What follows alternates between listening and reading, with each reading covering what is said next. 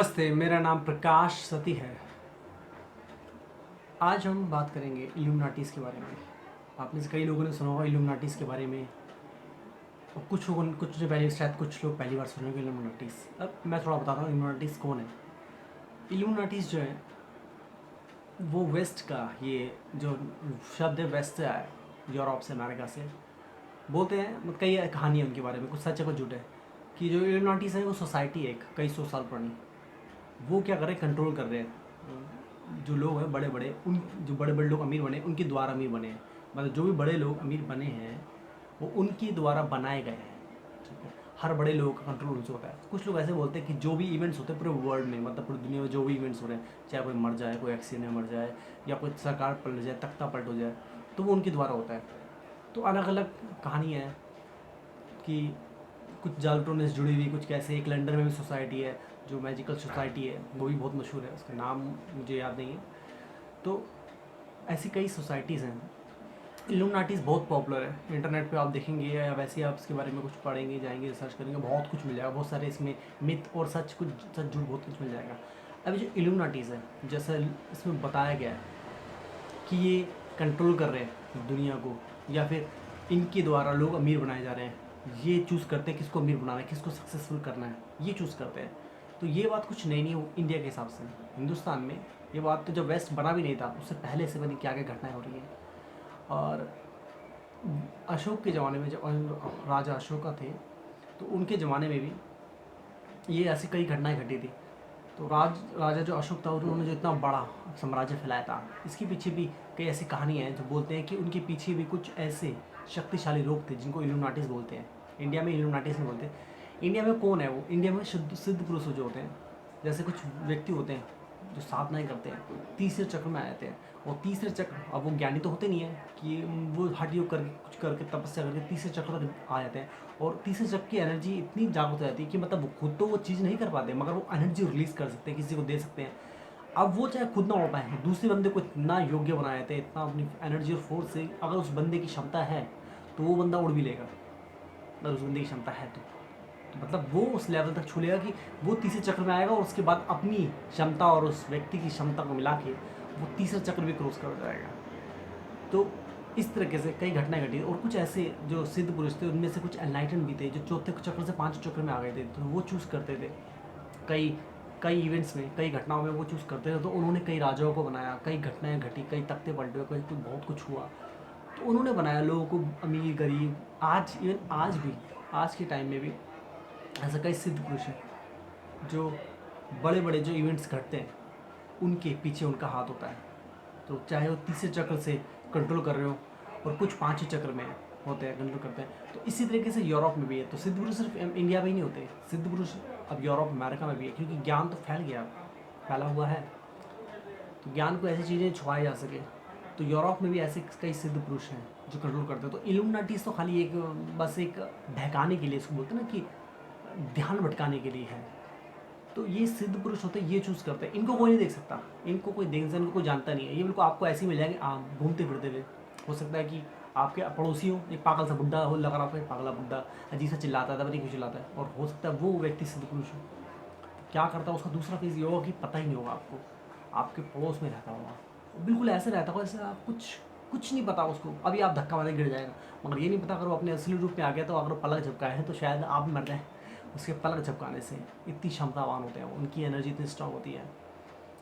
तो जो अगर कोई ऐसा व्यक्ति है जिसमें क्षमता उस एनर्जी को पहचानने की, अगर वो उसके पास से गुजर जाए तो डेफिनेटली वो उस एनर्जी को पहचान पाएगा। मगर जो ऐसा व्यक्ति होगा, तो ऐसे व्यक्ति होते कितने हैं, बहुत लिमिटेड होते हैं। तो कहने का मतलब ऐसे हर जगह व्यक्ति, यूरोप में भी है ऐसे, अमेरिका में भी है, ऑस्ट्रेलिया में, दुनिया के हर कोने कोने में, चाहे चाइना, जापान, कोई भी जगह हो, दुनिया के हर कोने कोने में ऐसे व्यक्ति बैठे हुए हैं जो व्यक्ति को बनाते हैं और बिगाड़ते हैं। तो ऐसे जो बड़े बड़े जो इवेंट्स होते हैं, ये उनकी कंट्रोल में होते हैं कि कंट्रोल से हो रहे हैं, ठीक है। तो यहाँ तक तो बात हुई इल्यूमिनाटीज़ की, ठीक है। इसके अलावा भी, इसके बियॉन्ड भी बहुत कुछ है। अब जैसे आप देखते हैं कुछ मैजिशियंस होंगे, डायनामो को देखते हैं आप कि डायनामो है, वो ट्रिक्स कर रहा है, मैजिक कर रहा है, उड़ रहा है, लेविटेट हो रहा है, चीज़ें गायब कर रहा है, माइंड रीडिंग कर रहा है, और भी पता नहीं क्या क्या कर रहा है, कुछ नहीं से सब कुछ निकाल रहा है। एक मैंने बताया था कि एक इंसिडेंट की, एक खाली बकेट लेके उसने बहुत सारी फ़िश निकाल दी, इतनी फ़िश निकाली, इतनी मछली निकाली जितनी उस बकेट में आ नहीं सकती, शायद 2 बकेट भर जाए और उससे भी ज़्यादा निकाल दी थी उसने, साथ में पानी भी निकल रहा था। तो वो जो बकेट दिखाई थी पहले उसने पलटी थी, खाली की थी, उनको आंटी थी। अब इतनी सारी फ़िश कहाँ छुपा सकता है कोई व्यक्ति, ये इम्पॉसिबल सी बात है। तो इस तरह की, और वो गायब भी हो गया, बहुत चीज़ें कर ली, लेविटेट कर रहा है चीज़ें। तो ट्रिक की एक लिमिट होती है कि तुम ट्रिक कर रहे हो, एक लिमिट तक समझ आता है, मगर ये चीज़ कैसे संभव है? तो that's not a normal person. वो व्यक्ति जो है वो नॉर्मल नहीं है, वो पाँचवें चक्र और छठे चक्र के बीच में है वो व्यक्ति।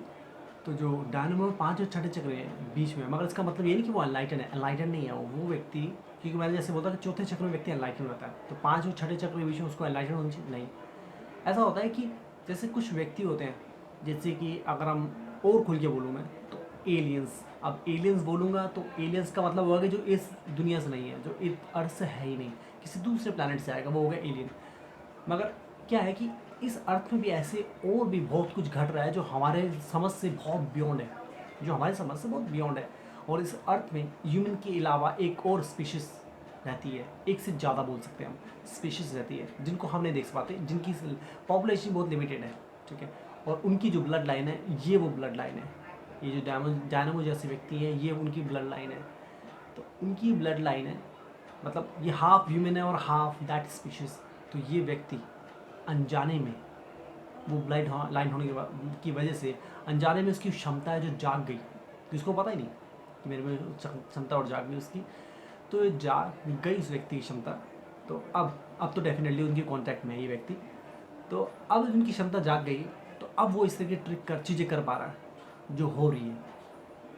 तो ऐसे ही इंडिया में भी बहुत लोग हैं जो ऐसा कर सकते हैं, मगर कुछ लोग छुपे हुए हैं और बहुत कुछ है, क्योंकि हिंदुस्तान में ये जो ज्ञान आ गया, इस ज्ञान ने सब कुछ बदल दिया, शायद तख्ते पलट कर दिए।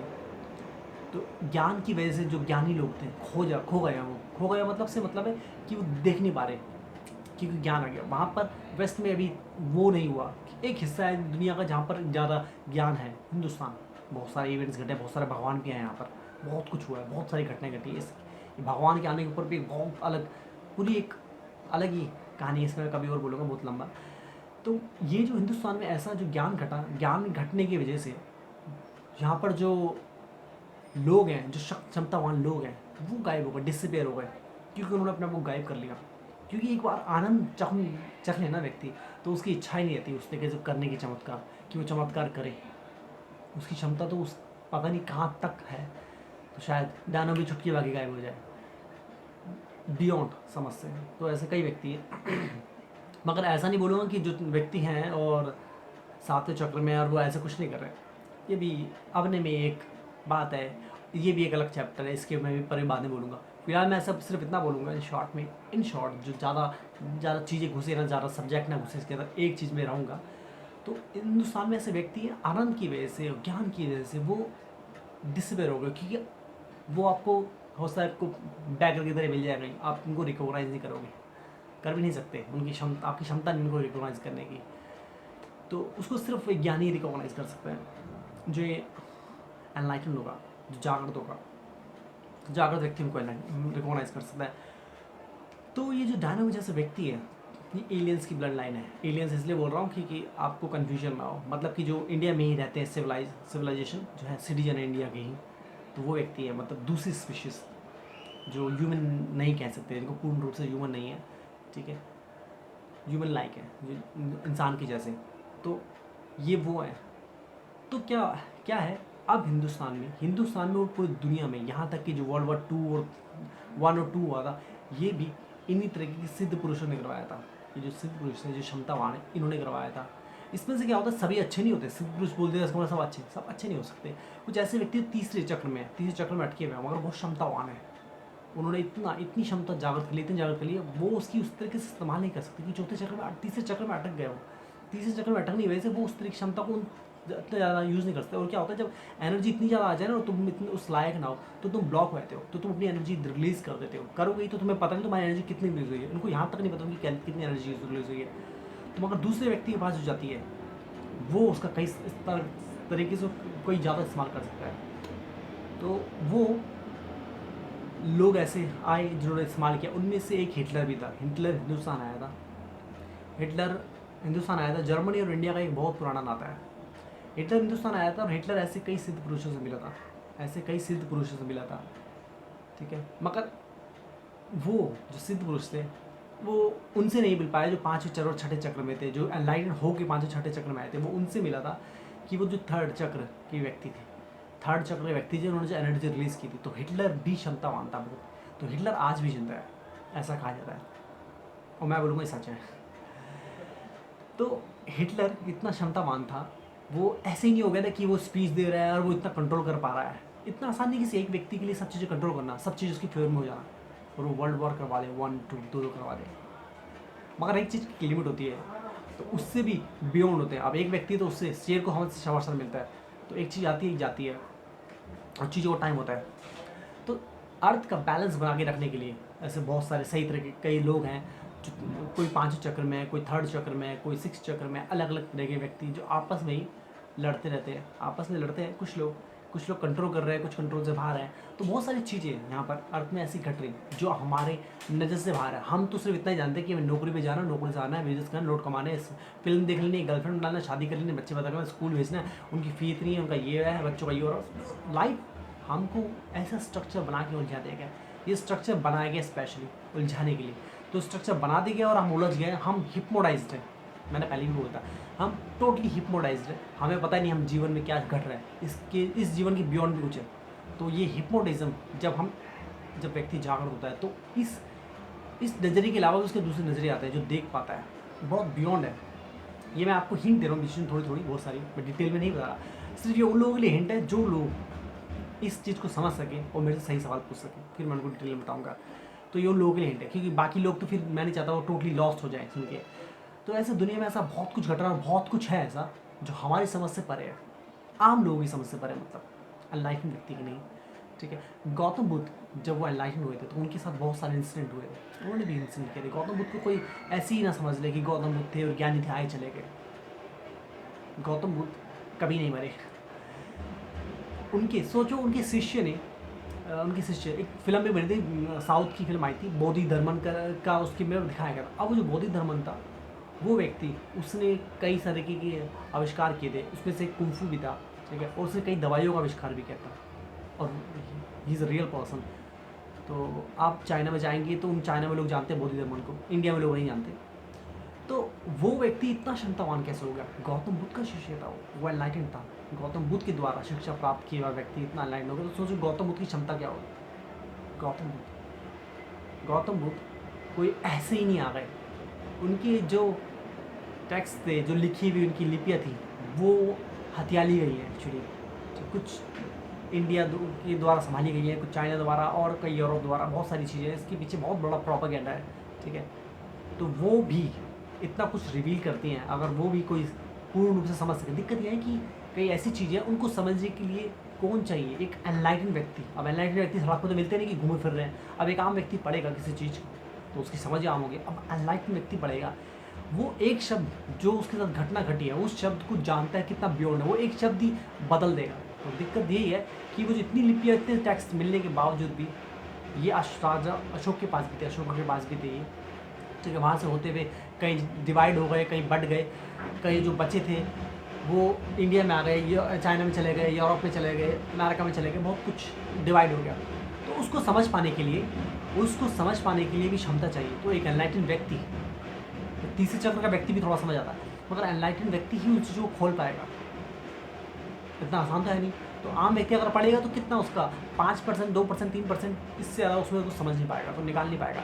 इसलिए वो जो घटना, वो जो हो सकती थी, जो पॉसिबिलिटी हो सकती थी, वो हो नहीं पाई। तो ऐसी बहुत सारी बातें हैं, मैं धीरे धीरे रिवील करूँगा टाइम के साथ साथ। मैं नहीं चाहता इस वीडियो में सब कुछ बोल दूँ तो आप टोटली लॉस्ट हो जाएँ। धीरे धीरे मैं रिवील करूँगा, आपके सामने लाता रहूँगा। ऐसी बहुत सारी चीज़ें जो मैंने अभी बताई नहीं है। तो इतना ही है अभी फ़िलहाल के लिए। तो आपको मेरे और वीडियोज़ देखने हो तो आप देख सकते हैं। मैंने हर वीडियो सब्जेक्ट पर बना रखा है, चाहे संन्यास हो, एलियंस हो, धर्म हो, गॉड हो, बिलीफ सिस्टम हो, सभी सब्जेक्ट को कवर किया हुआ है। कुंडली जागृति, ध्यान, रामनाम सत्य है, द सीक्रेट मूवी के ऊपर मैंने बना रखा है, और कई सारे वीडियोज़ हैं जो मैंने बना रखे हैं, आप जाके देख सकते हैं। भूत के ऊपर भी बना रखा है, ठीक है। मेरी बुक का नाम है futuristic version of Gita the ultimate theory of fate. आप वो बुक पढ़ सकते हैं, अमेज़ोन से मिलती है। जो थ्योरी ऑफ फेट, भाग्य की थ्योरी, मतलब तो जो मैं भाग्य बोलता हूँ हमेशा, भाग्य है, भाग्य की थ्योरी, भाग्य कैसे है उसको भाग्य की थ्योरी बता रखी है खुल के डिटेल में, तो एकदम क्लियर हो जाएगा। तो उसका लिंक डिस्क्रिप्शन में लिंक दे रखा है इस बुक का, आप जाएँ अमेज़ोन से खरीद सकते हैं। आपको अपडेट चाहिए तो उसके लिए आप सब्सक्राइब करें। अगर आप मुझे सपोर्ट करना चाहते हैं तो मेरा अकाउंट नंबर दे रखा है यहाँ पर, तो आप उस पर छोटा या बड़ा जो मर्जी अमाउंट ट्रांसफ़र कर सकते हैं। और इसके अलावा मेरा अकाउंट नंबर लास्ट में भी आपको मिल जाएगा। तो आज के लिए इतना, नमस्ते।